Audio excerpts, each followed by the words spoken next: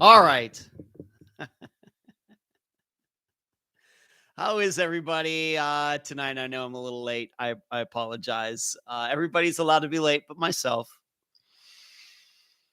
It is August 25th of, let me see if I can set this up a little bit better. August 25th of 2021. I hope everybody is having a beautiful week. I hope everybody's at least Wednesday to Wednesday. I hope everybody's this past week has been better than mine. And as you can see, I am back in Clearwater Beach after spending a few days last week in Orlando, Florida. It's kind of overcast here today, and a storm rolled in through the afternoon. It came from the east to the west, which is fairly unusual, but that's what happened. And I did a little food shopping today. I got out there and did that before the storm came through. I, of course, as always, have a fantastic show lined up for all of you. Good information. Going to talk about some things that are going on with me, with the program. Got some good questions to answer. And before it's all over, I will talk about this Friday's upcoming episode. As you are watching this evening, I hope that you will consider giving this video a thumbs up. And if you are watching in the replay, please give this video a thumbs up. It helps us with the YouTube algorithms. And if you will also consider subscribing to the channel and hitting the little bell button so that when we do upload videos or the live show starts like this one, that you will know that it's happening. Okay, so once again, on whatever kind of device you are watching on, find how to hit the little thumbs up and give us a thumbs up. Let's see who's in here. Little Bit got in first. Hello, Little Bit. Hello, Linda. Linda says, I'm back. Boy, do I have a lot to catch up on. Well, welcome back, Linda. K-Dog, how are you? Little Bit says, I seen something about one of Ed's missing cases saying she was found alive. I'm going to be talking about that tonight, Little Bit. You must be reading my mind. Linda says, a little bit, I've been away in the mountains for a week with no service. It may not sound very long, but I missed this group so much. We missed you, Linda. Jasmine and Kathy and Charlotte. And let's go down the list here. Hello, Karen. And Joyce Rivatuzo. What's going on, Joyce? And hello, Joe. Wave right back at you. So like I said, or as you all noticed last week, I was at an Airbnb last week because I was playing in a disc golf tournament starting on last Tuesday. And it was an okay. I gave the Airbnb 5 stars. Not the nicest place I ever stayed in, but it wasn't the most expensive place I've ever stayed in either. It was in a convenient location. It was the parking was good. The air conditioning worked. All the things that are important to me were okay. Wi-Fi was good. Obviously, I could get work done while I was over there. I was able to do the live show using the Wi-Fi, so that was all good. And I was supposed to stay there until Saturday, but because of my very, very poor play, that I actually left. I had it reserved. Like I said, I got there on Monday, had it reserved to Saturday, and I ended up only staying through Thursday evening. I actually came home, and of course, you would not realize this, but I did not record last Friday's episode until the night before. That's very, very, very, very, very, very, very, very, very unusual for me to do that. But I just didn't play well on Thursday. I was not going to make the cut from Friday to Saturday. and I still had this episode to do. And it was like, okay, well, I'm not feeling like playing tomorrow anyway. And so I might as well just drive home and record this when I get home. And instead of recording it there, knowing that I'm going home anyway. So I packed up as soon as I got back to my place after the second round. I packed everything up. I didn't take a shower, nothing. Packed everything in the car and drove directly back here and got the episode done for Friday. I just really did not, what had happened was that on Wednesday, the day of the live show, I was thinking that, my tea time was 12:30. I was thinking that I would be done by 4:30, that I would be back to the Airbnb a little after 5. I'd be able to get the episode recorded and then do the live show. Unfortunately, that disc golf round on Wednesday took 6 hours. Now, we did have a delay in there due to lightning, but that was only like a half hour to 40 minutes. The round took forever. And so because of that, I did not get to record anything on Wednesday. Came back, had to take a shower and everything to prepare for the live show. I didn't even have an outline done for the live show yet. So I had to do that. No time to record. And so that also went into my decision that, on Thursday, I'm just driving back here and going to record. And as you all know, Unfound always comes first. It comes first in front of everything. So I had to put the concern with that first. So I said, the heck with playing on Friday. Even though I had the Airbnb reserved to Saturday, I only used, 3 of the nights instead of 5 of the nights, and came back here and got the episode done for Friday. Marlene says, hello from Manitoba, Canada. My head hurts from following the Morphew case. Ready for the show, Ed. Okay, good for you, Marlene. Charlotte says, did they fix your air conditioning in your condo? I have a lot to talk about regarding this place that I live in, Charlotte. Thank you for asking. I'm going to get to that in a moment. So my last week was not a good week. On top of that, on Wednesday, the same day that that I did the live show last week, of course, they're always on Wednesdays. At the course, I was so ticked off on how I played, and I don't even think I knew this. I knew, of course, at the time that I had backed into a tree when I did the live show. I did not know the damage I did to my car, I think till the next day after the live show. But what had happened was I had a horrible disc golf round. And I went back to my car and was sitting there, and I was looking at my phone. I was checking over some Unfound work. So somebody had contacted me. I was looking at it before I left the place. Well, the parking lot at this course was not big enough for everybody that was playing there. So you kind of had to make your own spot. And so I pulled in, around these garbage bins, and there was like a pickup truck there, and I could barely fit in. I'm parked in the grass, but it was in the shade, which was kind of nice. So I get back to my car. I'm all ticked off. Just as ticked off as I can get. And I'm sitting there and I'm looking at my phone. Once again, somebody had called me or somebody had messaged me or something having to do with Unfound. I don't remember exactly what. So I was sitting in my car for like 5 minutes and the air conditioning is running. I'm just doing this before I get on the road. And this is after 6 hours on the course when I thought I was only going to be out there for like 4. And so I put the car into reverse to back up, and I forgot there was a tree behind me, and I hit it. Did not hit it hard. I probably hit it going like 2 miles an hour.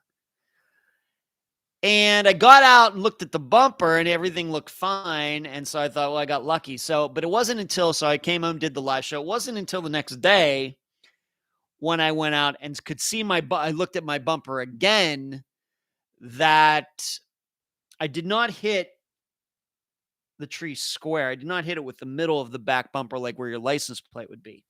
I hit it off to one side on the driver's side, and I messed up the bumper and cracked a lens.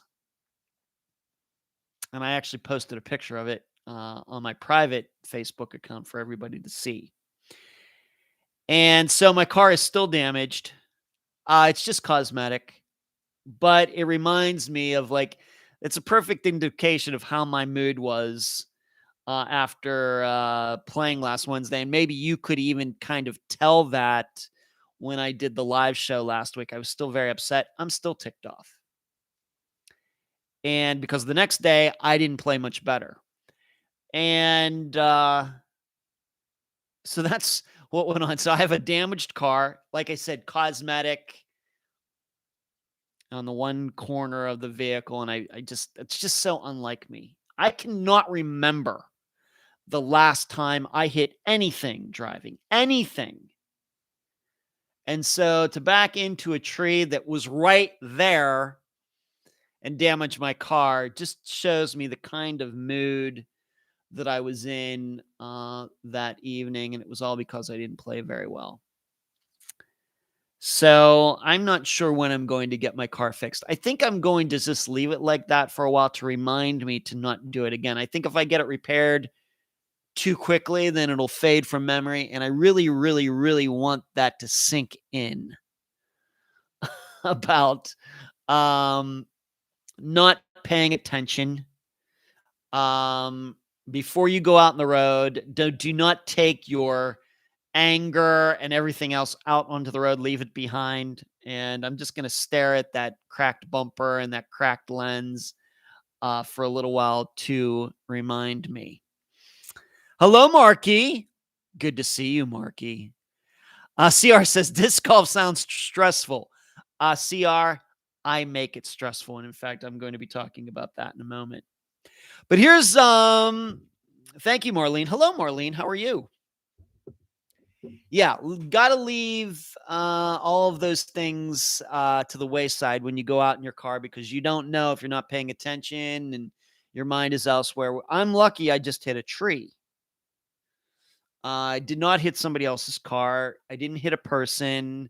I didn't back into a lake or anything. I'm very fortunate that it was just a tree. My buddy Doug, when he found out that I did that, he asked me what kind of tree it was. I said, I don't know. It was wide. It was hard. It was tall. That's the kind of tree it was. So that was kind of the mood I was in too. So my car is a little damaged. So there's that. Now, getting back to what Charlotte asked me about my air conditioning. The air conditioning in my condo is great. That is actually something that happened before I went to Orlando, and it had to do with the drain was all clogged. I'm just going to say it, with algae. And so the guy came in, put one of these little pills in it, and it's great now. Will just blow you right out of here. It'll make it so cold that it'll blow you right out of here. But I'm guessing that in another year, probably we'll need that thing done again. There's just something about it. It just grows algae in there to the point that it shuts it off, and it has to be vacuumed out and whatever. Guy was not here very long, maybe 20 minutes.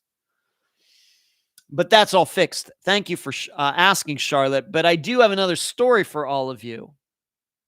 And this does not go back a week. This actually goes back 2 weeks. So the last show I did here before I went to Orlando, and this actually was the day that I came back from Pennsylvania, August 11th. So I'd gotten back, and of course, did that show 2 weeks ago. And of course, storms are rolling through here all the time. So what happened was that when I came back, so a week later, or a week and a day later, last Thursday, when like I said, I left the tournament early and came back, I had all this stuff. I had clothes, my clean clothes and dirty clothes.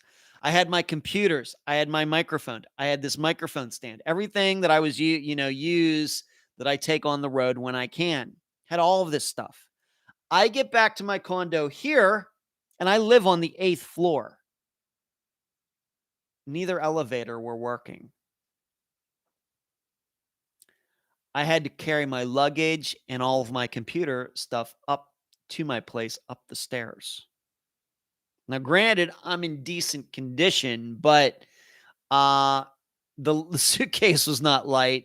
The computer bag with both of my laptops and the wiring, the microphone, everything is not light. All of it. So I like go up 3 flights of stairs, take a break, 3 flights of stairs, take a break, and then the last 2, and I made it up here. So that was enough to tick me off as well. I was like, what is going on in this building? These elevators are new. They're new within the past year. Why aren't they working? Well, the next day, last Friday, I went down to talk to the building manager, who I've gotten to know the building manager and the assistant manager fairly well. It's like, what's going on here? It's really weird. So it turns out that 2 weeks ago, the day I would have had this live show, the day that I came back from Las Vegas, or from Pennsylvania, and flew back here at 7 something, so about an hour and a half before I started this live show, this building got hit by lightning, and I didn't even know it. And what it did was it took out both lightning rods, fried them on this building, and it knocked out the processor for those elevators. And I guess I didn't even know this, but when that happened, those elevators went out at the time, and then the repair guy came in, put some replacement part, a used part or something in there that he would come back. Well, when I came back from Orlando, then a week later, here the backup part had broken, and that's why the elevators weren't working. But this building got hit by lightning, and I didn't even know it. I wrote about it. It knocked out the elevators. It knocked out the security arm that we have down by the main road. That we have a little guard stand, and I have a little scan thing on my car, so when I go through there, it scans it, and the arm opens automatically. It blew that out. In fact, it's still not working. The guard still has to sit there and hit a button for the arm to go up. The scanning thing on the cars, on none of any of our cars, any people who live here, we have a little sticker on our rear passenger side window that scans. That's not still working. And then on top of everything else, this past weekend on Saturday, in fact, I filmed it and posted it. The smoke alarm. I was trying to get some work done on Saturday. The smoke alarm went off for this building for 45 minutes, almost an hour. Beep, beep, loud. In every condo, out by the elevator, there are these speakers just going off. Took the fire department a half hour to get here. And I believe that was also because of this building getting hit by lightning. And once again, I was in this building when it happened. I didn't even know. The power didn't go out, but a lot of, I guess you might call them delicate electrical systems in this building certainly were affected. Like I said, the elevators, the electronics for the arm down by the security gate, the smoke alarm system, fried all of it. But that just kind of shows you how I'm just in my own little world up here on the 8th floor. I don't even know what's going on. But I also found out what the building manager and the assistant also told me is that the buildings on each side of us also got hit. There were 4 buildings, right? Huge condo buildings right along this line right here south of Sand Key. They got hit too. I don't even remember it. I mean, storms are rolling through here all the time. And, but it was the day that I came back from seeing my dad. So that day I flew back, got a Uber ride to my brother's, got my car, drove back here. And then that evening, I probably would have been getting a shower. I'm putting my outline together for this live show. Is obviously when this building got hit, I had no idea. Don't remember it. Don't remember a big boom. Nothing. So that's my condo story. And once again, this was not last week that this happened. This was 2 weeks ago. And I didn't find out till this past Friday. Let's see here. Who's in here? Hello, Laura. And Spleen says, I hit going back to me hitting the tree. Spleen says, I hit a lady at the McDonald's drive-thru this past weekend. It was not hard or anything, and she didn't even want to get out of her car to see if there was any damage. She took my word for it. Whoa. We're very fortunate, Spleen. I had that happen to me in Vegas one time, that it was in traffic, and I owned a Taurus at the time, and a car hit me from behind. Very weird traffic, stop and go, not going very fast. This woman hit me, and right in traffic, I got out. I looked at the back bumper. There wasn't any damage, and I just waved her, don't worry about it. Just don't even care. I don't even care. It was a Taurus, like 120-some thousand miles on anyway. Don't even worry about it. And I think probably made her day. So you're very fortunate, Spleen.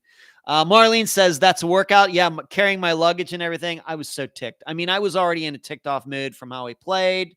I was already in a bad mood from my car being damaged, what I did. And then to come home and have to climb the stairs with all of that stuff, you don't even know. I am a good guy. I really don't have that much of a temper. I try to be understanding and everything else, but you do not even know. You do not even want to know the mood I was in when I got back, and I was thinking I have to also record this episode, and I have to get upstairs, and then on top of everything else, I have to carry all this stuff up the stairs. You just don't even know. And like I said, I think that I'm a very rational, I'm a good person. I try to keep perspective on things and everything, but I'm glad there weren't any cameras on me. When I got back, I had my luggage. I get over there to the sliding door where you put the key in to get in and get on the elevator. And there's this sign, elevator's not working. And the funny thing is, it said, elevator's not working, take the stairs. Well, what else am I going to do? Someone going to beam me up? Oh, baby. It was not good. It was not good. I feel very fortunate that I was able to get control of myself, get up here, take a shower, and get that episode recorded to the point that nobody could tell I was in a mood when I recorded it. So there you go. Alice says, hello there, Ed. How are you, my friend? Well, I'm better now than I was last week, Alice, but I'm still working on it. Lou, how are you? Good to see you. Marlene says, half-ton truck was hit by lightning on the perimeter of my city. A couple in the truck just got out safely. Vehicle was a write-off. Wow. Okay. Hello, Soul. Good evening to you. Happy to see everybody here. Once again, if you are watching, please give the thumbs up. That will help us with the YouTube algorithms. I would appreciate it. Please give it the thumbs up. So as far as, once again, like I said, last week, disc golf was horrible. But I'm very happy for my buddy Trevor, who won the entire tournament in my division, which was men over 50, actually between the ages of 50 and 55.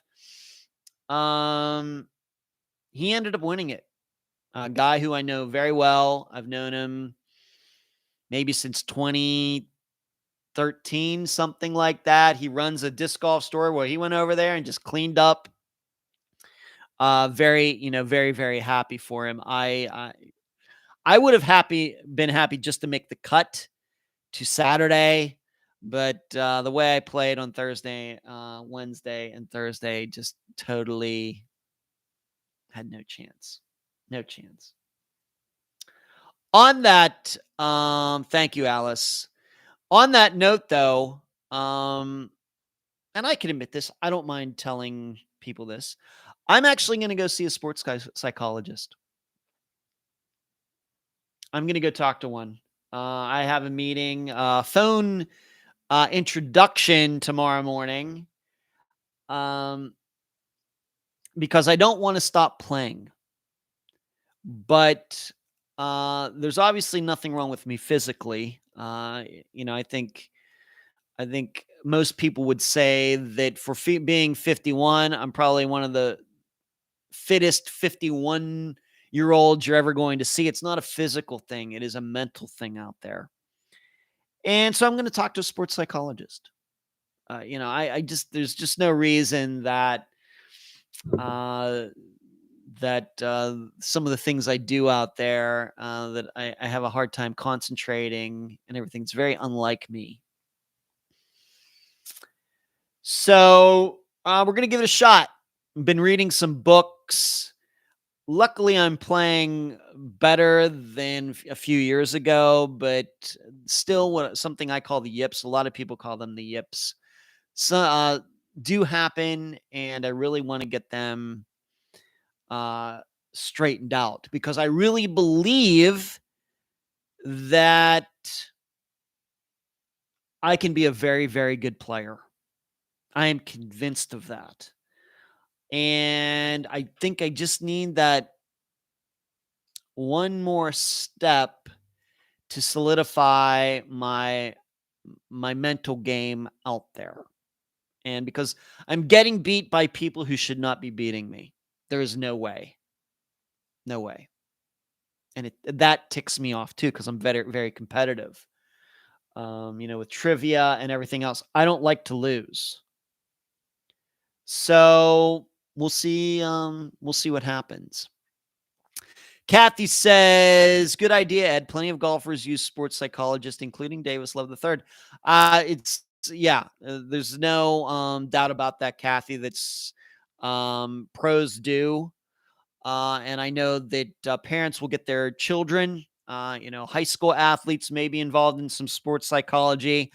I don't know how many 50-year-old amateurs in a sport are doing that. I don't know. I would be surprised if it's a very high number, but I am going to be one of those people. And I think it's going to be very interesting to me. I don't think I really need a psychiatrist or anything like for my everyday life. I really don't. I have a great life, as maybe many of you can tell, and I love what I do. I have a lot of joy in my life. I'm very proud of the person that I am and everything else. What ticks me off is that I can't be that person out on the disc golf course. I can't be that way because I end up stinking sometimes. Not all the time. I've had some nice rounds this year. I had some really nice rounds last year, but I can't be the Ed Dentzel that I want to be when I'm out in the disc golf course. And if I can't be that, then I probably shouldn't play anymore. So that's why I'm going to see, what can be done about controlling my emotions, controlling my anger, controlling my frustration, positive thoughts, and all of those things. And I think it's going to be interesting. So that's what's going on there. And I do have another tournament coming up, not this weekend, but next weekend. So we'll be working on some of those issues for that. Hopefully I will play better next weekend. Although I have to tell you, this course that I'm going to play, even though I love this course, I've generally not played very well there. Moving on. But this weekend, just probably me sticking around here at home this coming weekend. Next, I bought a George Foreman grill. Maybe some of you saw the pictures who follow me on for my private Facebook page. I'm already having a lot of fun with it. I've cooked some chicken breasts on it and got some vegetables. I think this is going to help me eat even better, healthier. I've actually cooked a couple steaks. In fact, I had a steak today that was spectacular. And I got the idea when I was up seeing my dad because he uses one as well, and I consider my dad to be a really good cook. I mean, basically anything he makes, I eat. I think he's really good, and I've told him that many times. So I got a George Foreman grill, and I've used it like 4 or 5 times now, and I'm loving it. Absolutely. I've made chicken wings the last couple days too. But I think this will help me eat a little better. And it's very quick. You just plug it in, it heats up. You put the chicken breast in there in like 8 minutes or 10 minutes, it's done. You put some seasoning on everything. I really think that I'm really excited about it. This is something that I would have never contemplated a few years ago, ever. But being that I have lost weight and I continue to keep that weight off, I'm like 175 pounds. I think this will be one way for me to continue to do that. I have these vegetable packs. You can throw them in the microwave from like 5 minutes and cook them up. So I'll have like a nice chicken breast with some great vegetables and and some steak and some vegetables. I think that's about as healthy as I can eat. So George Foreman grill, and of course they're not very expensive, easy to clean, just plug it in and it doesn't take up a lot of room on the counter there in the kitchen. Really good. Soul says, I love steak. I love steak too, Soul. Love it. And it's interesting. Now I'm going to the grocery store and I'm actually looking through the cuts.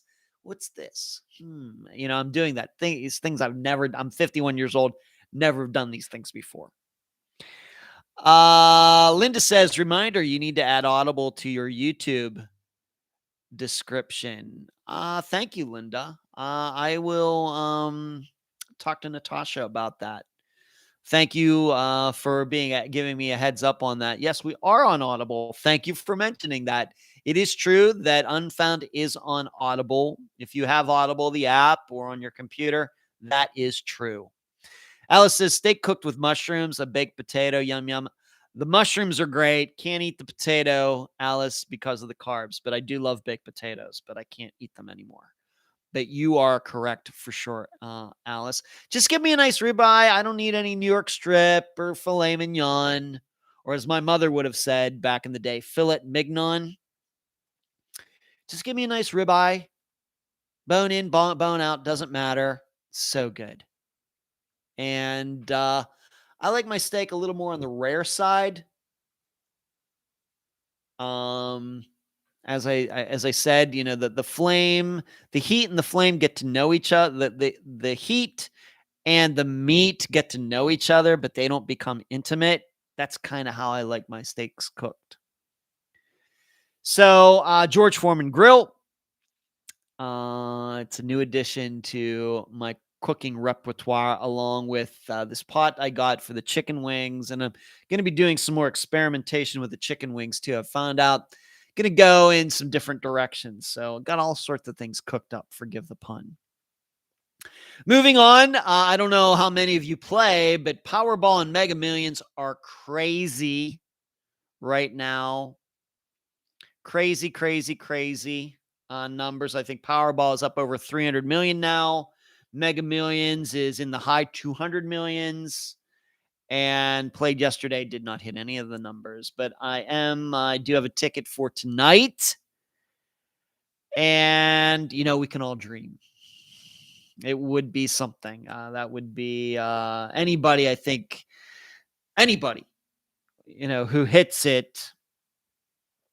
It's just crazy. And I know a lot of these people have hit the lottery, blow all their money. I, of course, would not be one of those people. That's what would make it so much fun.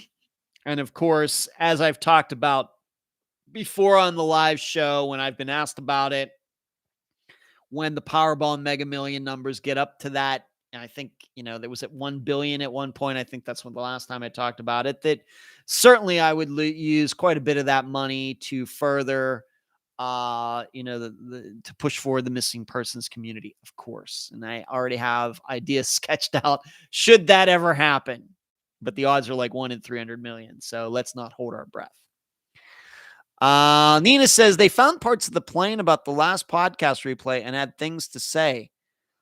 Nina, you're talking about Flight 370. They found parts of the plane about the last podcast replay and had things to say.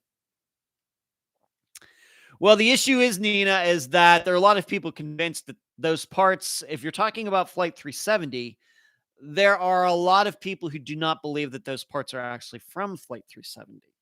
They are certainly plane parts. They are certainly from a Boeing 777, but there have been studies done on those parts. And once again, if you go to Jeff Wise's website, and you have to go back a little bit, jeffwise.net, you will see how he has done his own studies. He has corresponded with scientists who know a lot of things about algae and growth, what happens to items when they're in the water, and what kind of organisms grow on objects that float in the ocean and everything else. And these people have led him to believe that those parts are not from Flight 370. Okay, so I don't know. I'm not a ocean organism expert. I'm just going by what these, and either is Jeff. That's why he went and found people who know about this stuff. And they say that it's just the objects themselves and the organisms on there should be different if these parts were from Flight 370. That's the easiest way I can put it. If I were you, I would go to jeffwise.net. You're going to have to go back a couple years in his blog to find those articles. But there are extensive articles analyzing currents, organisms, how things float, and everything else. And I would just leave it at that, if that's what you mean, Nina. Where is Cherie tonight? I don't know, Linda. I talked to her a couple days ago. It's not like, hey, are you going to be there tonight, Cherie? She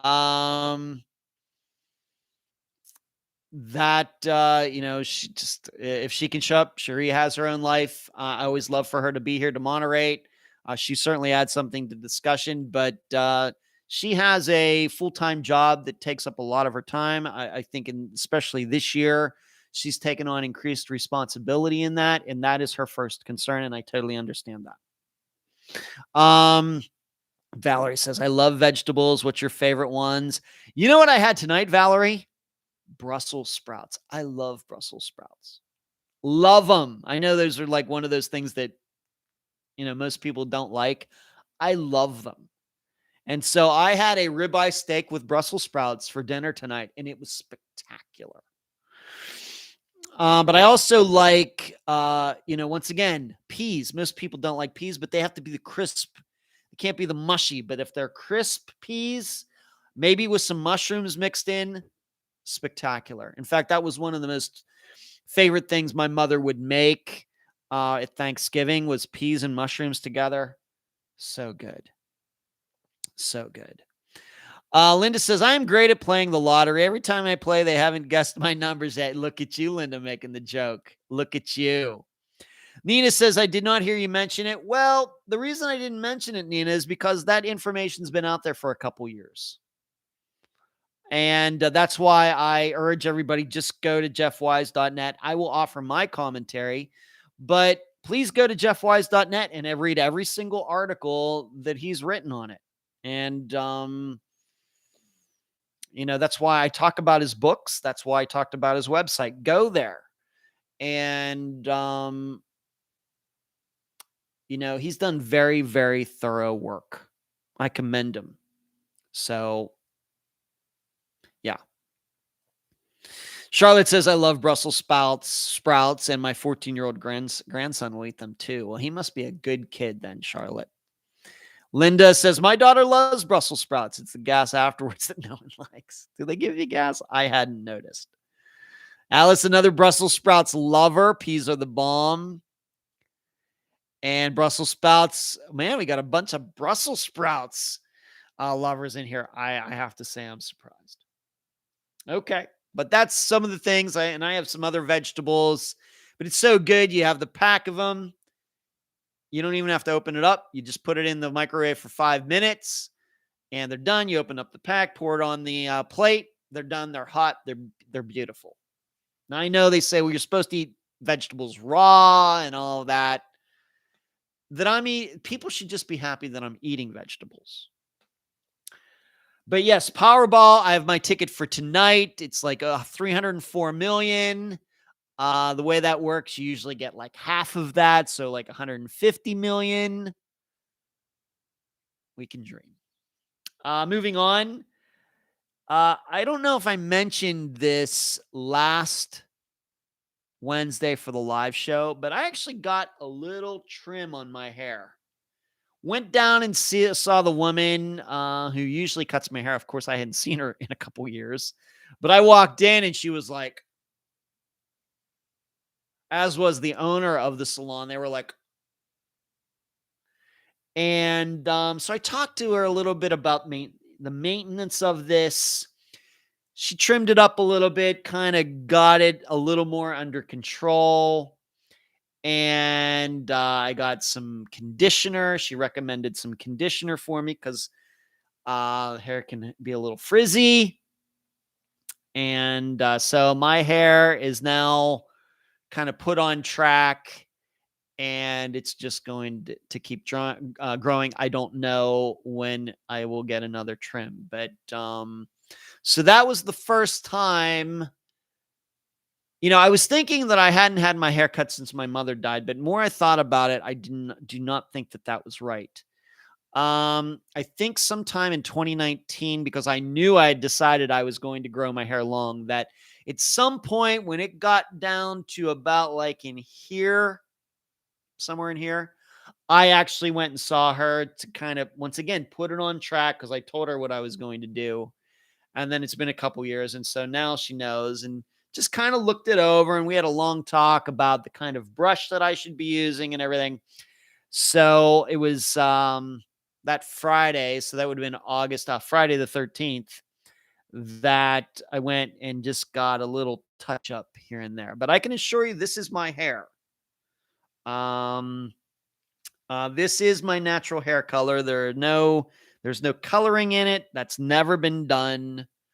And you can see there's my hairline right there, but it will continue to be maintained. But now I have some conditioner that maybe will control the frizzies and some things. I'm going to try to keep it nice. And I'm, as I told them, I'm growing this for all of the men who can't. Growing for all the men who are 50 years old and have hair issues through genetics. I'm growing my hair for all of them. Soul says, Lil Bit says, love them fried with bacon. I love bacon too. I can eat bacon. Just haven't had it recently. Soul says, I'm hungry now. Sorry about that. Little Bit says, what bread to use? A little bit. I can't eat bread. Carbs. Can't eat bread anymore. And I'm turning out, I can't drink milk anymore. I think I'm slowly becoming lactose intolerant. So a lot of things that I eat, I really have to watch the regular milk intake. And this is something my sister's also lactose intolerant, so it may be genetic. So I have to really watch milk products, and I can't eat carbs. I'm staying away from sugar. But that is really what's helped me lose all this weight over 2021. So I'm not eating any bread. Hello, Marlene. We got two Marlenes in here. How weird is that? Hello, Marlene. Thank you, Soul. Thank you, Marlene. Do you ever wear it up? Maybe on the disc golf course? No, I let it hang. No ponytails, no man buns, nothing. It is always like this. I just put a hat on and go. And I don't know if that's always going to be the case, Marlene, but that's what I'm doing right now. It really has not gotten in the way of my disc golf play. Trust me, the reason I did not play last week is not because of my hair. It's because of what's under my hair. So, but no, I've not ever done anything than just let it do what it's doing right now. Now, there is a world champion disc golfer known. His name is James Conrad, who just won the title a couple months ago. His hair is way longer than mine. Now, when he plays, he puts it in a ponytail. He does not wear a hat or anything. He just puts it in a ponytail. Now, his hair is like down to his butt. And he won the world championship. So, hair does not have to be short to play well, to keep it out of your face. But I don't know if that's the direction I will go or not. Little Bit says, I was going to ask about the ketos bread. I don't know anything about that. I'm just going to stay away from bread. I think that's what's easiest for me a little bit, instead of start looking, well, is this keto product? What is this? It just sounds like a little too much work. Charlotte says, do you drink caffeine? I do, but I do not drink coffee. I love, I drink unsweetened iced tea. But I will drink stuff with caffeine in it, but I don't drink coffee, and I have to stay away, of course, from soda products because of the sugar and all of that. But I have no aversion to caffeine. I think people start thinking, well, is he some religious person? He's staying away from all these things and everything. It's really not. I know there are some beliefs and religions and things, supposed to stay away from these foods, stay away from caffeine and all of that. It's really none of that. I'm really just trying to be more healthy for me. I'm not saying the caffeine can't be healthy. It can be. But it's not like I'm looking for it. And trust me, the way I don't need any caffeine. All right, man, we went like 50 minutes on my personal life. So that's usually longer than, but we had a lot to cover there anyway. And last week was kind of a downer to start the program. I think this week a little more positive. Screaming says, stopping in too quick to hit the thumbs up button, as you should. Screaming. And once again, reminding everybody, please hit the thumbs up button as you are watching, whether live right here on August 25th of 2021, or if you are watching in the replay. All right, let's get to the meat of the program, and I'm going to do that by starting with a question. Actually, this question was asked of me last week, and I didn't see it till after the show was over, and I apologize to Stephanie, and so I'm going to answer it right now. Ed, do you think that whenever the pandemic ends, will you find out about many missing persons cases that weren't reported due to people not seeing as much of each other regularly, and therefore not being in touch with the lives of others enough to notice that something strange has happened?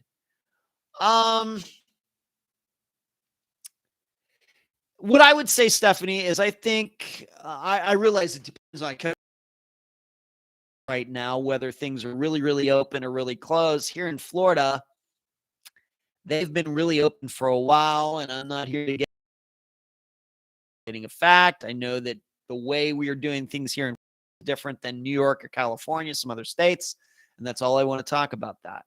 I don't know, Stephanie. I think that I guess it's possible, but given that we're well into this, I think that whatever has gone on with missing persons over the last year, not maybe almost a year and a half now, I guess, in the United States, I think that everything has pretty much been fleshed out by now regarding missing persons cases. I guess the stats are still out as to, I've read places where suicides were up during this pandemic of the last 18 months, whereas I've also read that suicides are down. I don't know what to make of it. It would seem to me that the rate of suicide, for example, would go up, but maybe not. Maybe because people are around more often, that they don't have an opportunity to do that. Maybe. I do think the drug use is up. I'm going to guess that overdoses are up. But disappearances, it's just too early to tell. And I would be surprised if it's, if there's a considerable change. Maybe there is an uptick, but will it be able to be attached? Will there be that causation and correlation between the pandemic and what you're talking about, Stephanie? I think that will be a little hard to prove. I think it'll be a very hard to prove. Let me read that question again. Do you think that whenever the pandemic ends, will we find out about missing persons cases that weren't reported due to people not seeing as much of each other regularly and therefore not being in touch with the lives of others enough to notice that something strange has happened? I guess to add on to my answer, I would say that for a lot of people, their lives have changed, but I think a lot of people still were working from home. They were still expected to do things, take care of their work, take care of their children. And so they would still be having to meet goals and meetings where people were supposed to talk to them or see them on screen like here. And so I just, I am doubtful that that COVID has affected missing persons cases a lot. But if it has, it would be in the realms of more people overdosing and other people covering it up, or of, as we know, the mental health that goes along with this. But to really affect the percentage to something that you really can say, yeah, that's it, I'll be very surprised. Charlotte says, I've heard that the suicide rate is up in youth and young adults. I've read that, Charlotte. I've read the opposite. I don't know. It would make sense to me that the suicide rate would be up. That would make sense. But maybe this is something that's counterintuitive. But Stephanie, thank you for the question. I'm sorry that I did not get to it until this week. All right, let's go into the items for this Unfound Live, starting with the Flight 370 poll. Of course, Nina has already asked me about it. The poll in the discussion group is the jet in the Indian Ocean, or is it somewhere else? And say that yes, in the Indian Ocean somewhere. So that means to me that you are rejecting Jeff's theory, reasoning regarding it. Totally fine. In the tank, it's about the same. It was about the same. Although I have to admit that we really did not get into just the hardcore question of where Flight 370 was. This was more of a talk about, we had talked about a lot about conspiracy theories just in general. And how does it affect your opinion toward flight and all of that? Because there's not a lot of facts to talk about regarding Flight 370. It's all very technical and really did not want to go that direction in the think tank. But it was about the same. I think that both for the group as a whole, the audience as a whole, and the think tank's members specifically, I think you all respect Jeff Wise a lot. I think you like him. I think that that he was a very good guest. I think that you know that he knows what he's talking about. But then in the end, that doesn't mean that you're going to come to the same conclusion that he did. I think that if you don't think you don't buy into his theory, I don't think that means you don't respect him or anything like that. And in fact, as I wrote about in the blog at patreon.com/Unfound Podcast, his theory does have problems. Factually, I think he's right. But, putting it all together, like I wrote, it's hard to visualize people planning something like this out and going over it and practicing in that and actually trying to pull it off and actually being successful. It all really challenges our imagination. It would be one of the most sophisticated capers in the history of the world. And there would just be so much room for mistakes. And when you have people involved and people make mistakes, that for this to still be unsolved 7.5 years later, It challenges my imagination. I know I use that phrase a lot, but it does. This is not like causing Jimmy Hoffa to disappear. This is not like Amelia Earhart disappearing in the Pacific. Something way, way, way, way, way more sophisticated involved if Jeff is right. And although it is theoretically possible, I think this is one of those Plato things that what works in theory doesn't necessarily work in practice. Now, why hasn't the jet been found then? If it's in the Indian Ocean,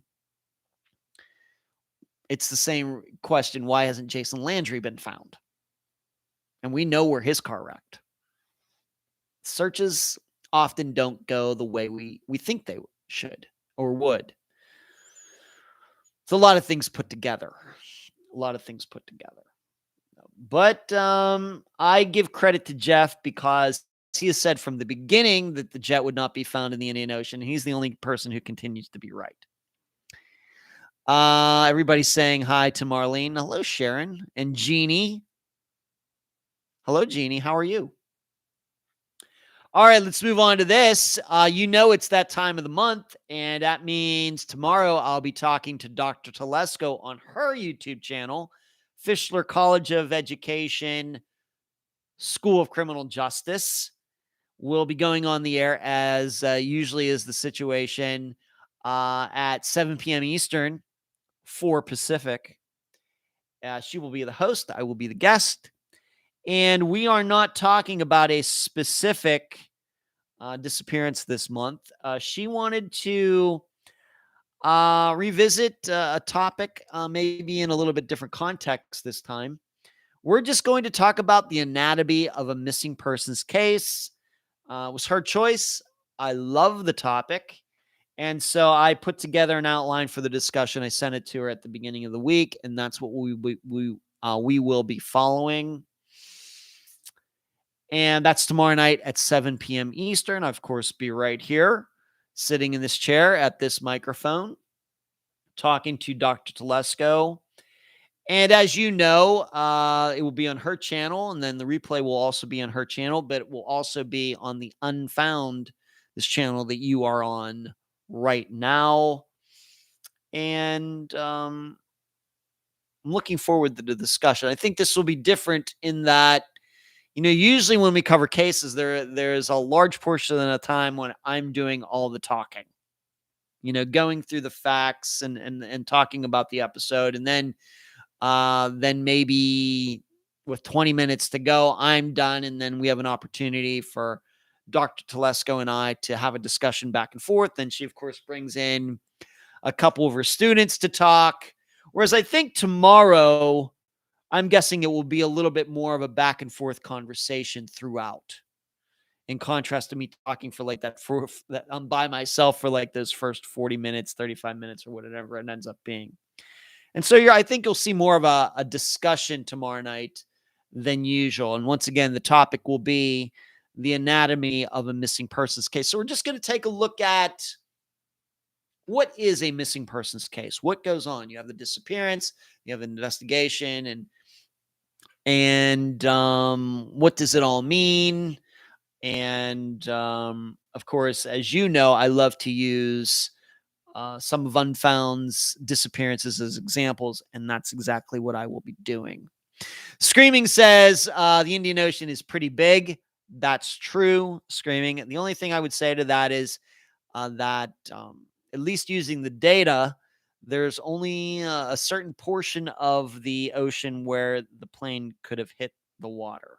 So it's a big ocean, but the area in which it could have hit compared to the ocean is a lot smaller.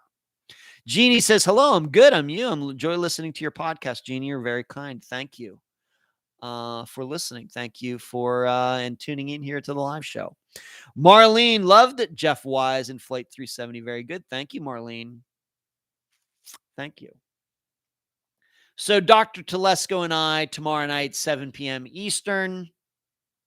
And I'm really looking forward to it. Next topic. Season 2, Volume 3 of the Unfound book series is out. I've not posted a link to it yet because I wanted to announce it first here. But it is out, and there are 8 disappearances in there, and that kind of finishes off the year 2017 in Unfound's existence. So now there are 9 books out, and that has taken us to the end of 2017. So the next book out, which will be Season 2, Volume 4, will be starting the episodes that happened in the beginning of 2018. And that's so we're now getting into the disappearances of Aaron Barnard, Jeremy Burt, Marina Bolter, I think, is going to be in the next one. Mandy Stokes is going to be in the next one. Brian Sullivan is going to be in the next one. So that's kind of now where we are in Unfound's existence. We're finally up to 2018, and here we are well into 2021. We got a long way to go. And it's been a little slow for some reasons that I really don't want to get into, but it's getting done. And so Season 2, Volume 3. So Unfound now has 9 books out, all available on Amazon in both ebook and print form. If you're interested to know some of the disappearances that are in this one, Troy Galloway's is in this one. Patty Actions is in this one. Evelyn Hartley, Dal Phillips, Bill Underhill, Tyler Stice, Patricia Taylor, and Danielle Bell. I think I just named all of them. That's crazy. Those are the ones that are in Volume 3 of Season 2. Please check it out, and in either ebook or print form. I deeply appreciate it. A lot of work goes into that books. The guy that is working on them, I think, is doing a fine job. The tough part is the transcriptions, and that's always going to be the situation. Putting the transcriptions of the interviews into a form that is readable. That's the toughest part of it. All the other stuff, putting the pictures and maps and my writing, the observations and everything, very easy. Toughest part is the transcriptions, and that's what really slows the process down.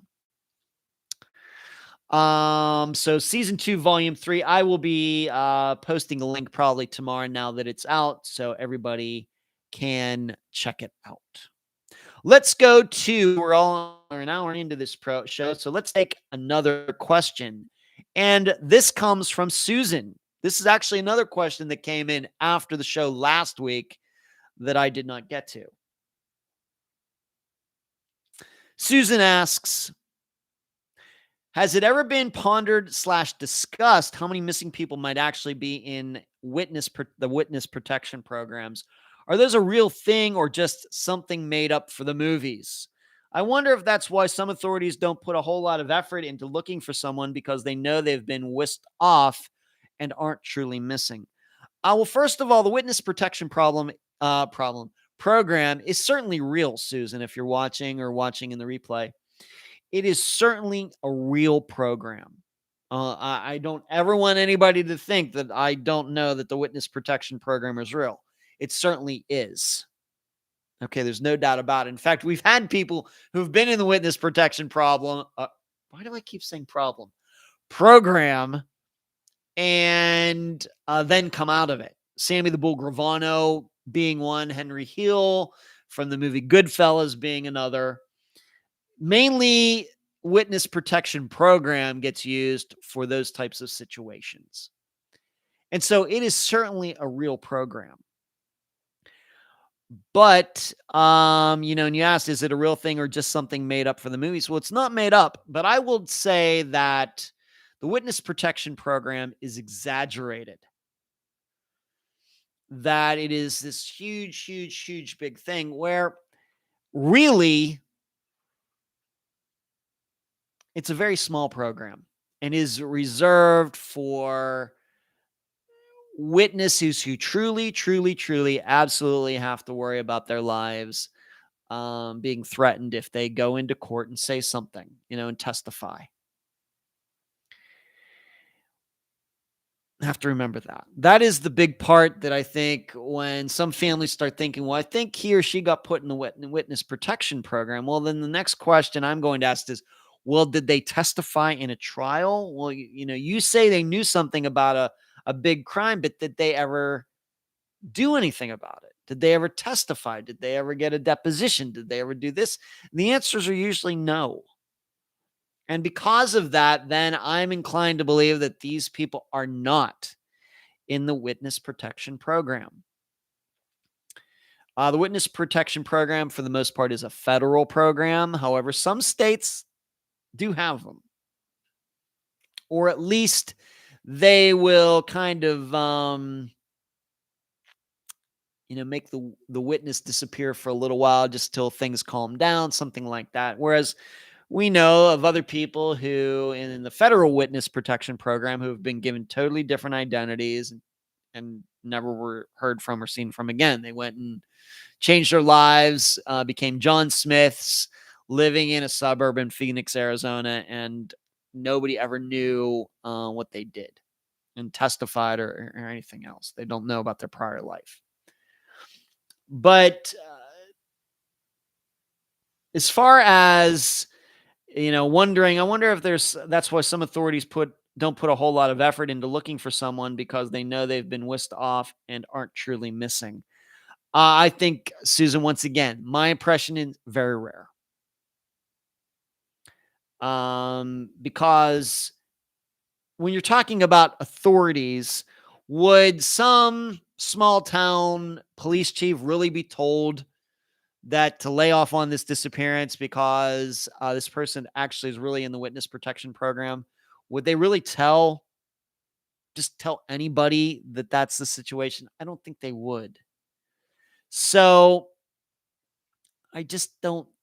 I'm not saying it's never happened, Susan, because we've had a lot of disappearances and a lot of unusual things that go on out there. I just don't think it's something that it's so rare. I just don't think it should figure into our calculations at all. Now, if you were to tell me that, eventually we cover a disappearance where a person disappeared after a high profile mob case or something, then I guess we'll have to consider that. And we'll see if that makes sense. And does that go along with the facts? Well, the day that they testified, what did they do later that day? And we'll go through it like we do any disappearance. But I can say with a high degree of certainty that there's not one disappearance that we've covered on Unfound that has anything to do with the witness protection program. I've heard, I think we can go back to like Lola Catherine Fries. Maybe that was the first time it came up, where she was going to be testifying against Dow Chemical because she had gotten breast implants and they had harmed her. And,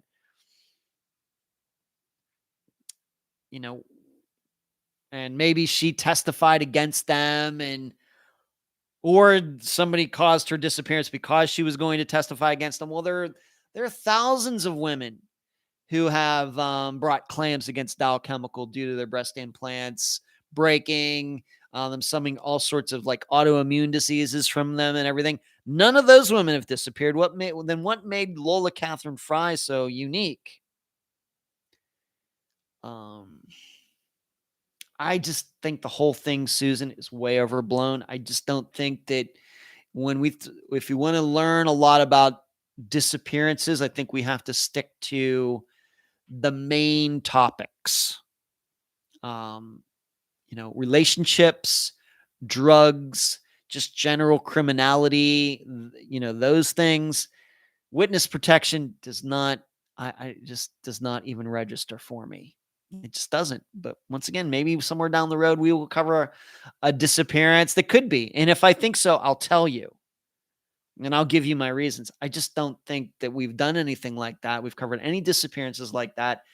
And I would not be surprised if Unfound exists for another 50 years and we never cover one that we can truly think it has anything to do with witness protection. Those are my impressions. What is the Hartley case? Charlotte Evelyn Hartley. She disappeared from La Crosse, Wisconsin in the 1950s. The guest was Anthony from crimeblogger 1983.blogspot.com. She was babysitting a neighbor's child. And when the parents came home, the house had been broken into. Evelyn was gone, but the baby was there unharmed. And that's still unsolved almost 70 years later. That's the Hartley case, Evelyn Hartley. Sheril says, do you ever think that any of the people that you've covered ever watched your program? You mean missing people who are still out there alive, Sheril? Maybe. Maybe, Sheril. I really don't think about it. If they did, I wish that they would get in contact with the people who love them most and let them know they're all okay. But as far as maybe if you're talking about suspects, I know suspects that we've talked about on Found have watched because I've heard from them. So that's certainly true. But as far as the missing people, so they're missing, they actually, went off and started a new life or something. I guess it's possible. I just don't know how many of those types of cases we've covered, Cheryl. I always hold out hope that these people are alive somewhere, even if the facts may say otherwise. I guess it's possible. I guess after 225 disappearances, I guess it's surely possible, but I don't think about it. Just isn't something that I guess occurs to me, but Unfound isn't a lot of a location. So if there are any of these missing people who are out there and still alive, then I guess it's pretty good odds that they would run across the program and hear themselves being talked about. Screaming, Anthony Crime Blogger 1983 is awesome. He does great work, just like yourself. Well, I appreciate that, Screaming. That's the reason that Anthony is a friend of the program, and that's why he's been on the program so many times, for sure. All right, let's get back to some of the items. Unfound now, being that it's the end of the month, you can look for a new Unfound now that will be out this weekend. Probably take care of it on Saturday. And I've already decided the disappearance, the fairly new disappearance that I'll be talking about. And I don't mind telling you what it is. Being that you've taken the time to watch this live show tonight, I might as well give you some information that others aren't going to get. And that is, I'm going to be talking about the disappearance of Justin Syweck, Syweck. It's a disappearance that happened within the last couple months. He seemingly met a girl through Facebook. They got together and they went to a motel. And then sometime later that day, he called a family member looking for a ride, even though he was the one who drove his car to this motel. Maybe he called his dad or his brother or someone, and they were out fishing, so they couldn't automatically, get to him very quickly. But once they did, they found that his car was in the parking lot of this motel. His car has been vandalized, and Justin was missing, and he's still missing a couple months later. So that is the disappearance I'll be talking about for the next Unfound Now. Once again, Justin Syweck, Syweck. You can start looking that up, and that should come out sometime on Saturday. Cheryl says, yes, the ones alive. All I would say, Cheryl, once again, to go back to your question, is that if that is the situation that some people that we've covered on the program are alive and out there, I would urge all of them. I don't care what the situation was. I don't care what people believe, that they could send their loved ones a message that they are okay. And do it in a way that's not like, we're going to be suspicious. Well, is this really the missing person? Do it in a way that, there's a picture or a recording of a voice or something like that, so their loved ones can know wow, this person really is alive. We don't understand why they chose to take off and maybe change their identity or whatever else. But man, we can rest easy knowing that this person's alive. They had their reasons for running off, and that is what I would say. These people do not have to reveal where they are. These people do not have to reveal, if they've changed their identity, what their new identity is, or what they're doing with their lives or anything, but just to simply send a message that, once again, the loved ones, the family members, friends could say, this is definitely the missing person. Like I said, either it's some sort of video or some sort of recording or something, and, their voice, everybody can hear it, and they know that it's something that was done recently. That's what I would urge them to do, no matter what the circumstances are. That's what I would urge them to do. So there you go. Moving on. We know this Friday is, of course, an update episode. I've been talking about that, and I'm going to talk about it a little bit more at the end. But this is the 5-year anniversary next Friday. And so I will be replaying the interview that I did with This Is What We Do every anniversary. I replay the interview of the first interview I ever did, the first episode, and that was with Mary Lyle covering her daughter Susie's disappearance. That disappearance is now 23 and a half years old. And coincidentally, I just spoke to Mary a couple days ago, I think on Monday.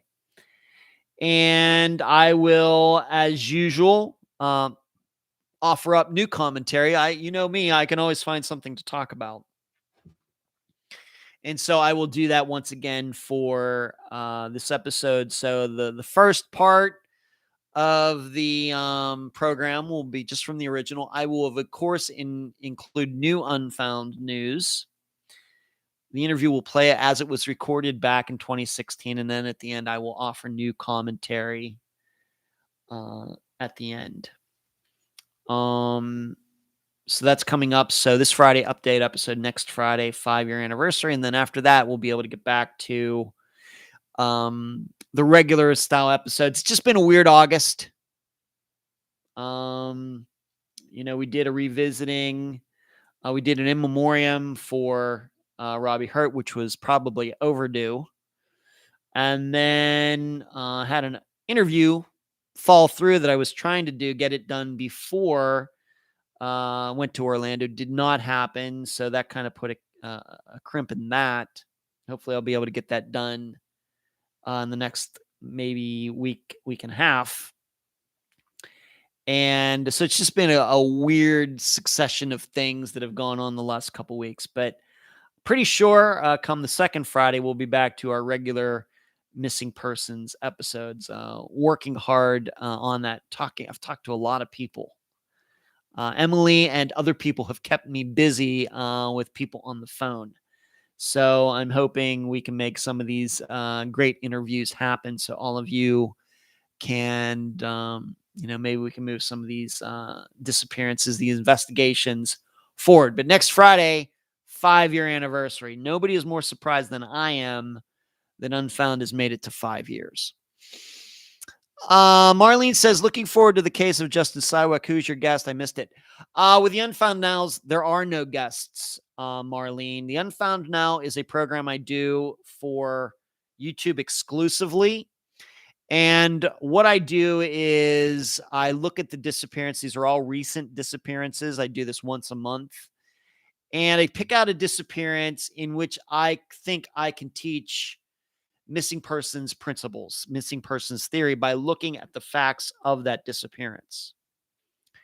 And so this month, I will be using Justin Syweck's as I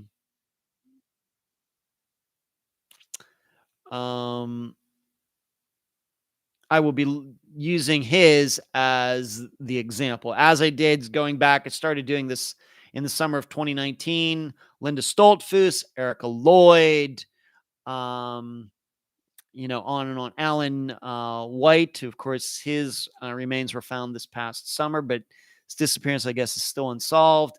I've done one every month, and there are no guests. The episodes last about 40 minutes. So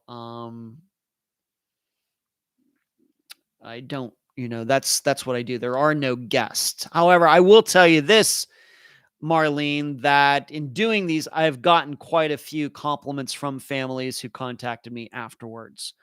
That I think what they appreciate is I do not get into any theories or anything like that. I just look at it from my experience. And if you've watched those Unfound Nows, I do give them things that they should think about or things they should think about doing. I'm trying to give them good advice. I'm just not sitting back and thinking, well, this could have happened and that could have happened and everything. And I use Unfound's own disappearances as examples of why I think what I do. And in fact, being that we're on the topic, you're asking me about that. And you should know that I posted this. Aleah Scheible is a Unfound now that I covered a few months ago. And turns out that she's now back with her family alive. I don't know all the circumstances, but her mother did contact me yesterday or the day before to tell me that Aleah was home. This is a disappearance out of Las Vegas, that she was home and she is fine. If you will remember, I think it was back in February, maybe, that she ran away. And the belief was that she was going to see her boyfriend in Reno, but she never did end up there. And it was all a big question. Well, where did she go? And I even said at the time when I did that Unfound Now that I have every reason to believe that Aleah is still alive. And I gave my reasons. Turns out I was right. Little did I know that she would come home or be found and brought home, but it sounds to me like she chose to come home. I don't know that for a fact, but just the way her mother wrote to me, it sounded to me like Aleah came home on her own. Either whatever the situation, I don't think that even matters. That she's okay, that she's home is the most important part. But you should know, I did not talk to Aleah's family before I did that Unfound Now. It wasn't until afterwards that they contacted me, thanked me, and now to the point when Aleah comes home, I'm probably one of the first people they told. And so that's what I'm trying to do. When I do these Unfound Nows, I'm not trying to theorize and all of these things. I'm really trying to teach all of you. And hopefully, if the family's watching, they can learn some things from it, things that they can put into action. And I think certainly in Aleah's case, I'm not saying I'm the reason that she came home or anything like that, but I think that the family respected how I covered Aleah's disappearance, even though I did not talk to them before I did it. And so that proves to me that I'm doing these Unfound Nows the right way. And I'll try to do that again this weekend with Justin's. Certainly unique circumstances regarding Justin's. It certainly caught my eye. Trying to find the right perfect case to cover for these Unfound Nows is not easy, because a lot of these new disappearances, you don't have a lot of facts. So it's, so then it's hard to talk about with any sort of knowledge, any sort of insight into it. With Justin's, there's quite a bit. And it took me, I must have looked at 30 disappearances, recent disappearances within the last 3 months before I found his. So it's not easy, but this is the time you have to take to really pick out one that really fits what I'm trying to do with the program. Nina says, these were of this plane. Scientists, 4 men. Air, said pilot air. I don't know what you're trying to say, Nina. Marlene, oh, right. I should have known that. I've listened to them before. Thanks for answering. You're welcome, Marlene. Nina, all I can tell you is if you have a problem with, the conclusions that the scientists and Jeff and everything, go take it up with him. Jeff will finally, he is the expert. I am not. So if you have any issues with the conclusions that he's come to, I urge you to go talk to him. That's what they say. Moving on. I think I'm going to answer one more question. I didn't even have it on my agenda to talk about Aleah Scheible, but I forgot to put it on this outline. I'm glad I talked about it. She will also be mentioned on Friday's update episode, by the way. So we have the 5-year anniversary coming up. One more question, then I have a couple news items that I certainly want to cover. Shereel, who I know is in here. Hello, Shereel. Your question is going to get answered right now. Shereel asks, do you reach out to the families for an interview or do they reach out to you? Most of the time, Shereel, we go looking for families. Most of the time, 90% of the time. There are those occasions, though, when they do reach out to us. The one that maybe comes to me right away is Ben Archer's mother, who contacted me first. That's just one that comes to mind. I'm sure there have been others, but most of the time we are reaching out because that's what we do. We have a lot of experience doing that this point between myself and Emily primarily, but I know Marky Davis is watching the live show. She has certainly been helpful in letting families know about the program. She has certainly sent some great families who are in need our way. And I think I've mentioned Marky a couple times at least this year, thanking her for the work she's done in bringing guests to the program. Mary Lyle, she had contacted me on Monday and I called her back about somebody that she's talking to that she wants me to talk to, she thinks would be interested in being on the program. And in fact, Mary let me know about another disappearance that I've been working on a little bit. I'm hoping to interview the father of this missing person within maybe the next month or something like that. So that's another disappearance that Mary let me know about.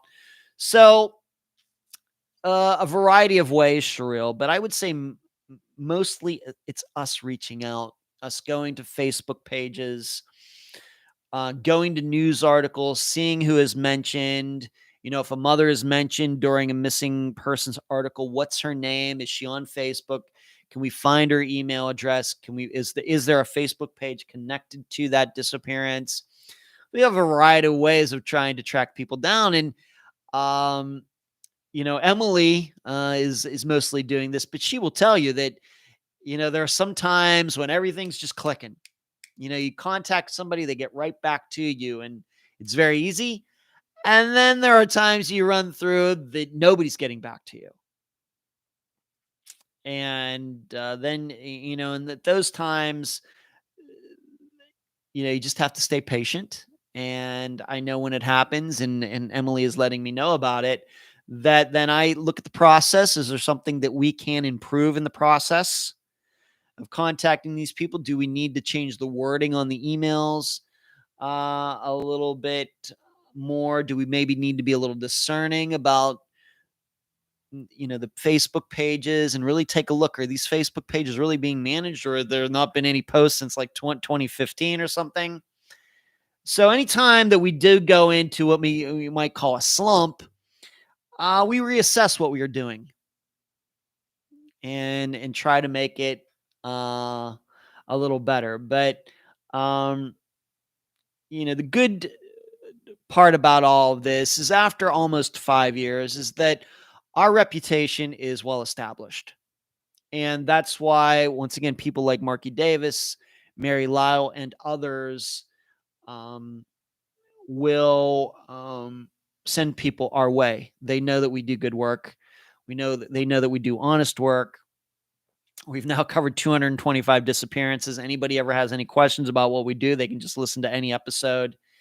And certainly it's easier now than it was at the beginning when I was doing this all by myself and had no reputation, had no track record, had no hardly any episodes that I could point to and say, this is what I do. Can can I interview you for the program?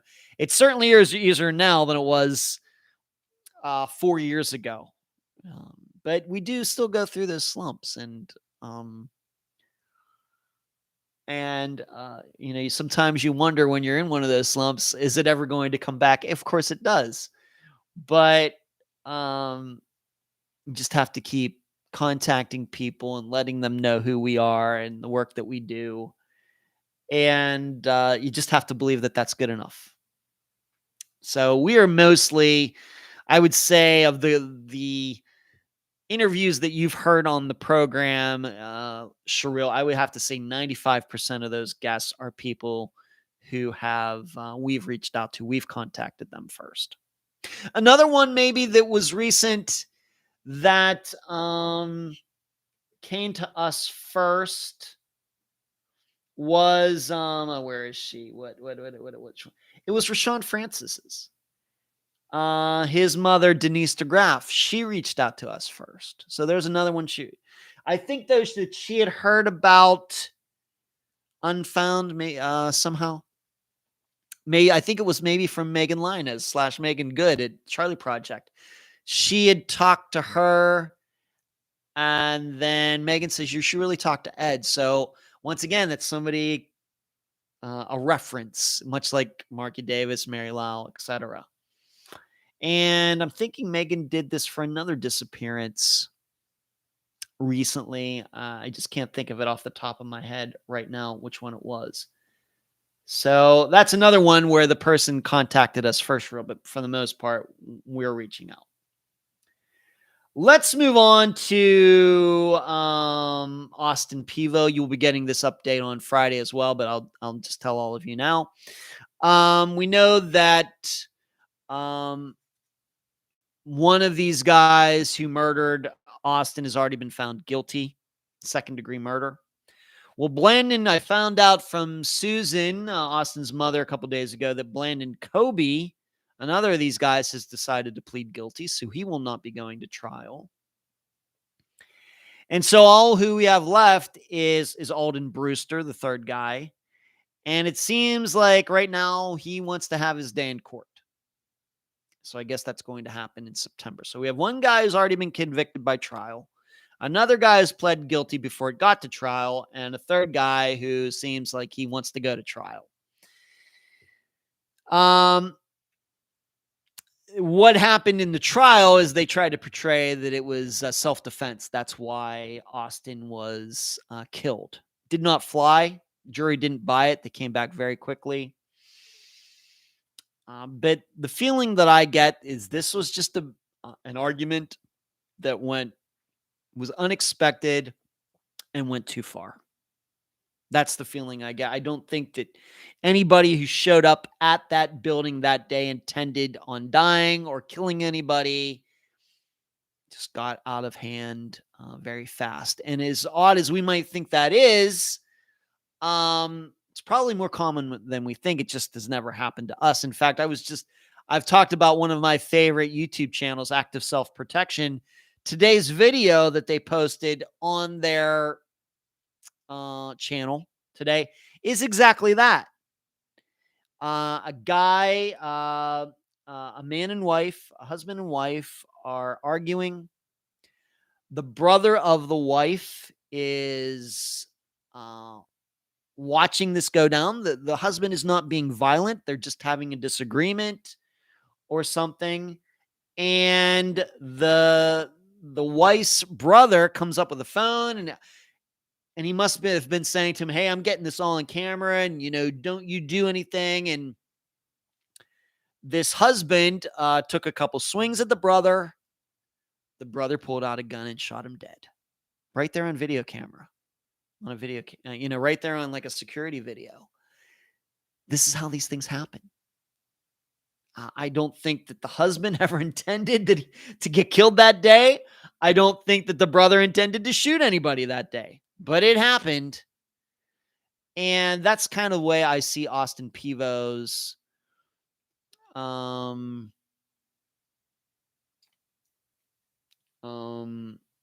that's how I see his death. Just a bunch of people getting together at the wrong time and something bad happened, and then they tried to cover it up. Nina, it's not Nina, it's Nina. Okay, thank you, Nina. Let's move on to this. Got to talk about this. I wish Cherie was here moderating tonight, or she would be able to add in on this, because she and I were talking about this through texting yesterday. Have you all heard about this?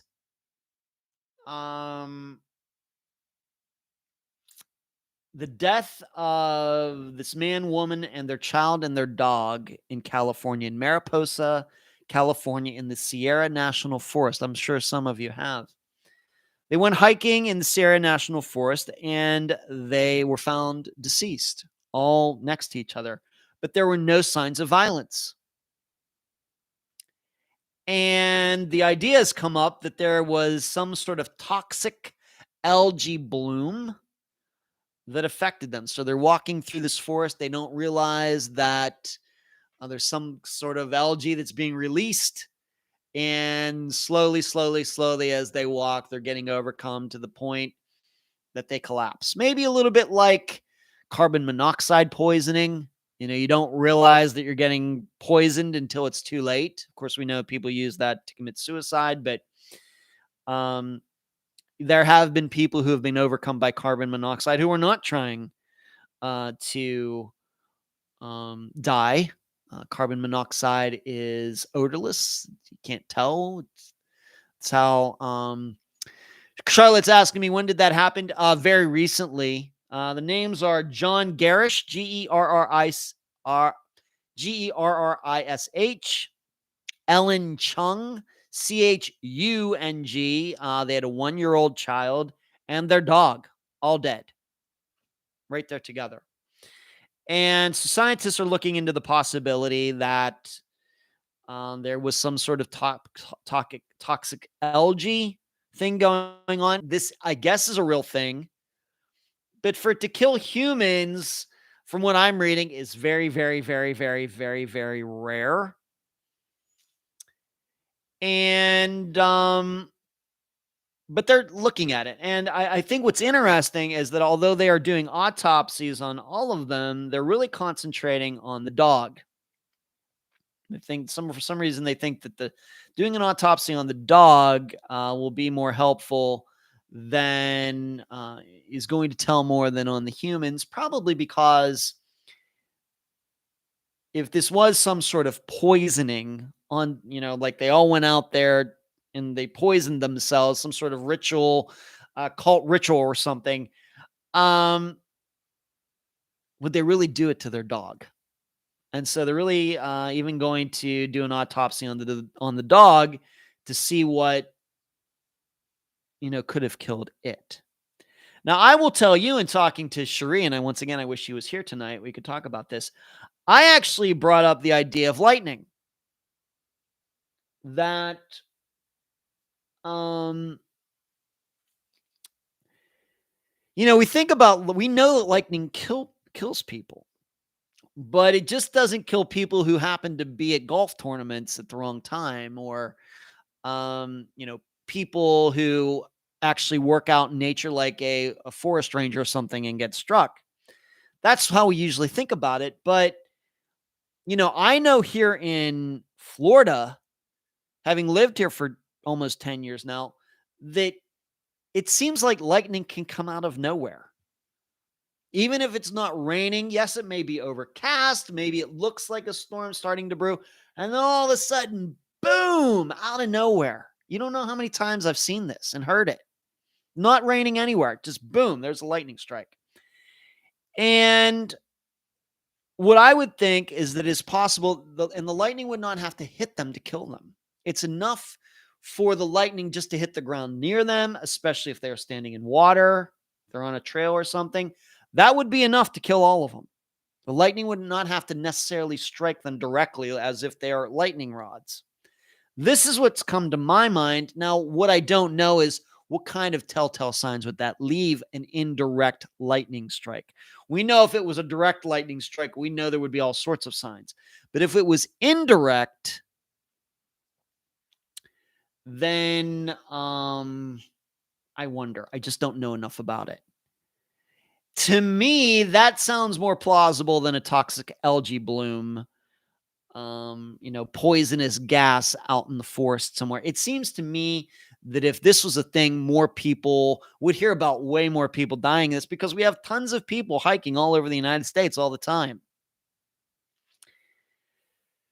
So, or, could it be that they ate something? They ate some berries and they thought that they were, not poisonous, but they were, but then still wouldn't, explain why they're all in this very tight group as if they all just collapsed at the same time. This is also what,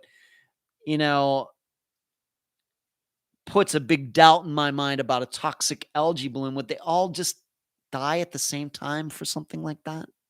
Even the dog? Whereas people dying all in a very small cluster like that, once again, sounds to me more like lightning. I guess we'll find out eventually. Hopefully we will. And in fact, this reminds me of, I even brought this up with with Cherie. Remember the disappearance of the Jameson family? I think that kind of got overshadowed by the McStays. Everybody thought they went to Mexico, but instead they were found then buried out in the California desert. Remember the Jamesons? And they were found deceased out in I forget what state it was. I didn't write it down now, but was it Oklahoma? But they had videos of them moving things in and out of their, I've never seen the video, moving in things in and out of their, wherever they were living. And there's a belief where they under some sort of spell, where was this some sort of death agreement that they had to go out and die out in the middle of nowhere. Of course, they were missing for quite a long time before hunters found them. I got to wonder, they were found in a cluster too. Did they get hit by lightning as well? So, lightning can strike anywhere, and we do have a lot of people who are going out into the middle of nowhere. So it stands to reason that eventually people who are out in the middle of nowhere are going to get struck by lightning, and we're not going to know, and they're not going to come back. That makes a lot of sense to me. So, and I think what I'm also saying is that although I can't think of any disappearances that we've covered like this, where I think lightning strike could have happened, I think we do have to add this to, we have to keep this in mind. Should we cover a disappearance where somebody looks like they had no intentions of dying or anything, but their car is parked somewhere, they have camping gear, and they never come back? Very well could be they got struck by lightning. So you can look that up. Once again, Mariposa, California, Sierra National Forest. This is a recent news story. And the people's names are John Garish, Gerrish, Ellen Chung, Chung. Their 1-year-old, I don't know if it was a daughter or son, and their dog. Let's see what everybody is saying here. Yeah, there you go. Skiing. That is so tragic. It is. It is. I think that, I might be able to believe in a toxic algae, toxic poisoning if they were all spread out. One of them starts to suffer and, is dragging the other one and, maybe runs for help, or they have a phone out. It doesn't sound, I haven't heard anything like that. You'd think if you thought that you were being poisoned or something, that you'd try to get your phone out and dial 911, or maybe they're out in the middle of nowhere and had no reception, I guess. But for affect all of them seemingly at the same time, that is one heck of a toxic bloom. Where's the wind in all of this? Would it not blow it by or something? I don't know. Nina says Flight 370 pilot had a simulator at home. Well, that is debatable whether he practiced the route. I know some people believe that, but he practiced a lot of different routes, Nina. He was doing a lot of things on that simulator, and mostly none of it had anything to do with flying his jet off into the middle of the ocean. I would also add that, does it make sense that he would practice this route, beforehand? I don't know. No. Once again, I would take Jeff loves to talk about the topic. I would take it up with him.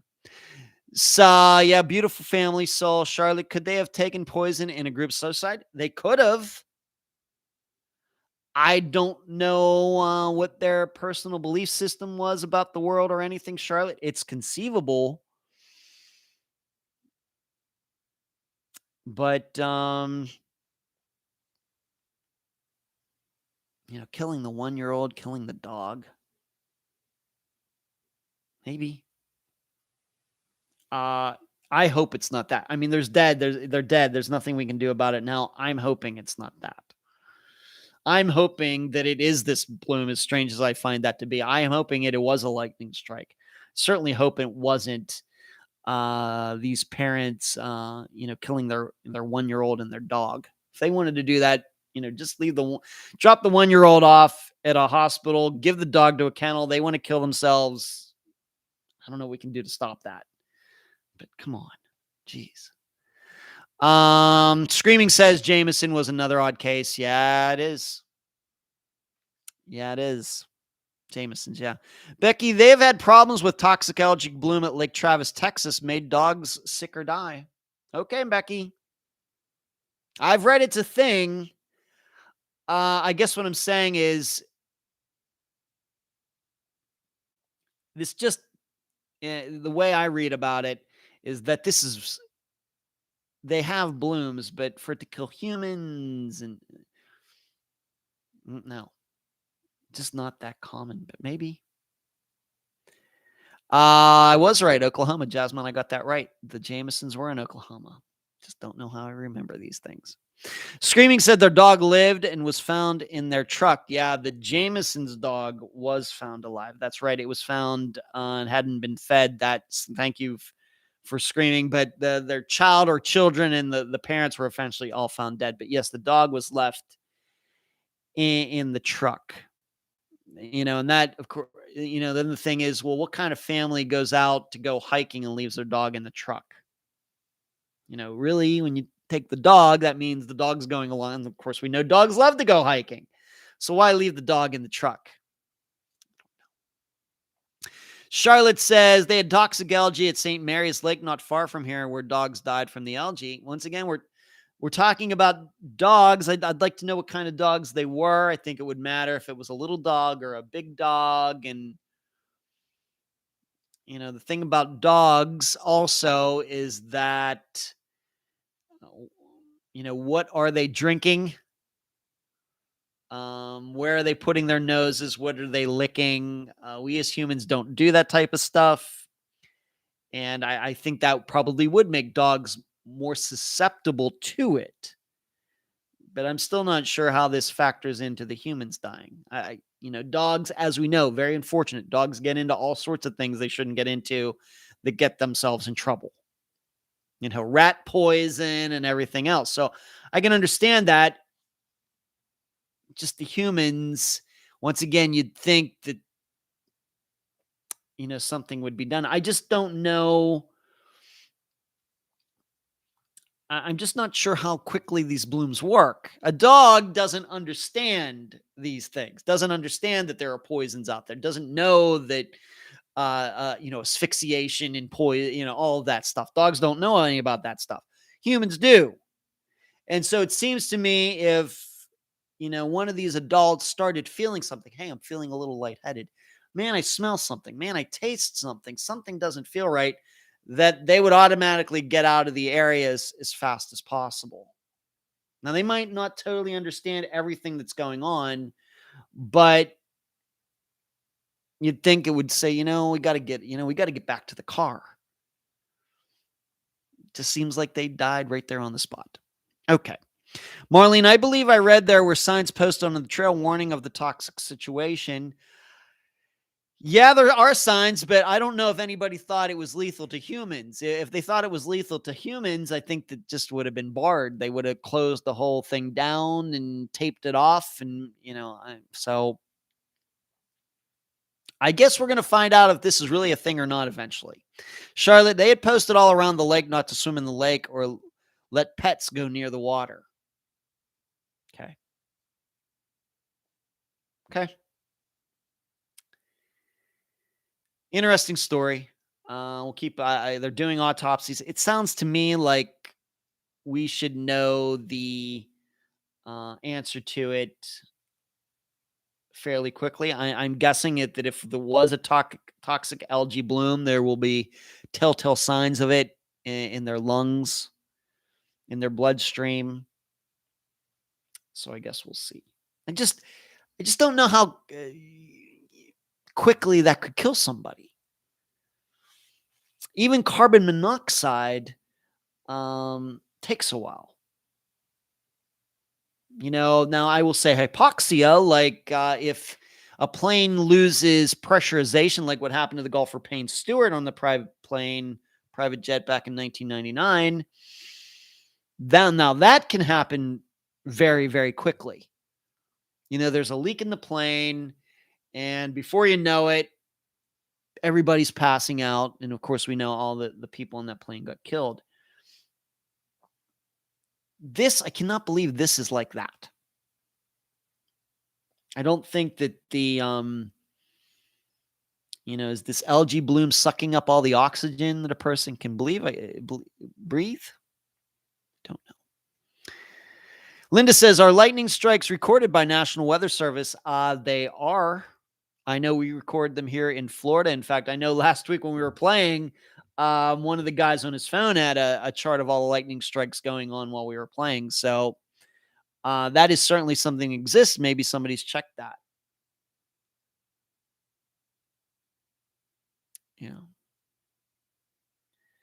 One more thing before I get to this Friday's episode, and that is just something I saw like 15 minutes before the show started. It's going to be on 48 hours, just kind of caught my eye.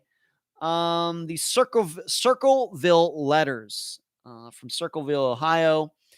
Somebody for a while now, like, I don't know, a couple decades, has been writing letters, unsigned, mysterious letters to people in the community.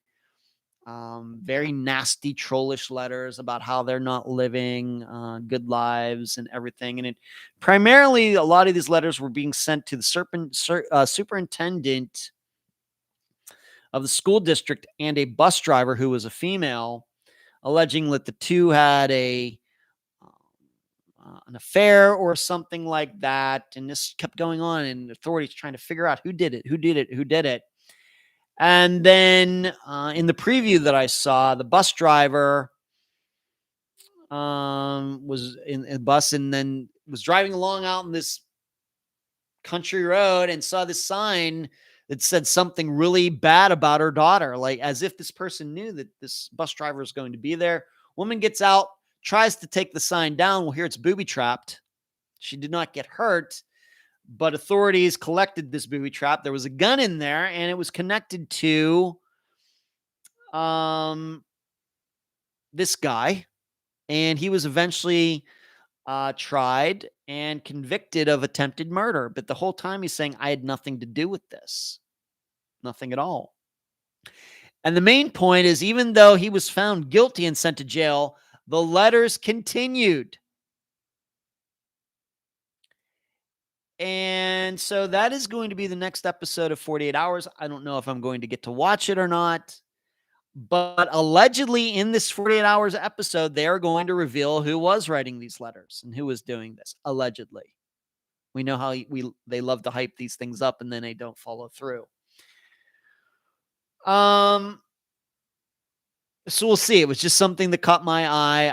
I know that many of you are interested in stories like that, but that's from Circleville, Ohio, the Circleville Letters. It's been going on for quite a while. In fact, here's Charlotte saying, that was a very strange case. I have studied it since I lived in Ohio.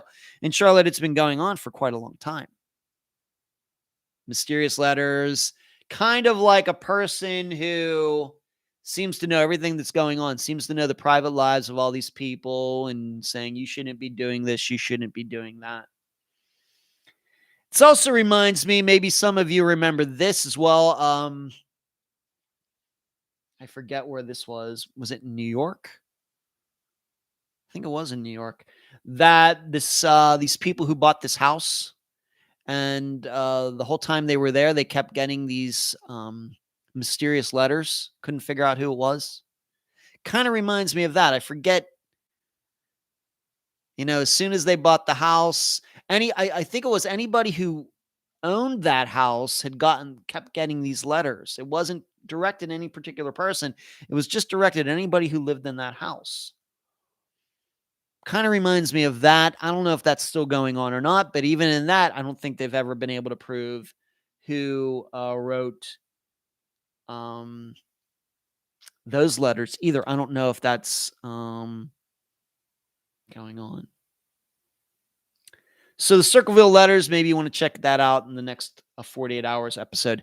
Charlotte is saying the man who got put in jail for it was an in-law of the woman. That's right. He was related to the bus driver somehow. That's right.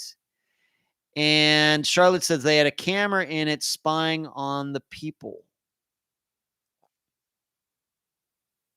Yeah, sure. That's interesting. I would think if my loved one went missing, I would be all over social media trying to get my story out. Sometimes, sure, that's the case, and sometimes it's not. Just depends.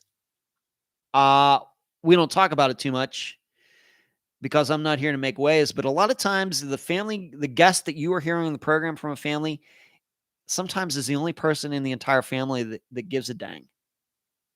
It's very common. We don't talk about it. We're not here to make waves within families or anything, but that's very common. The guest you are hearing is the only person in that family doing anything.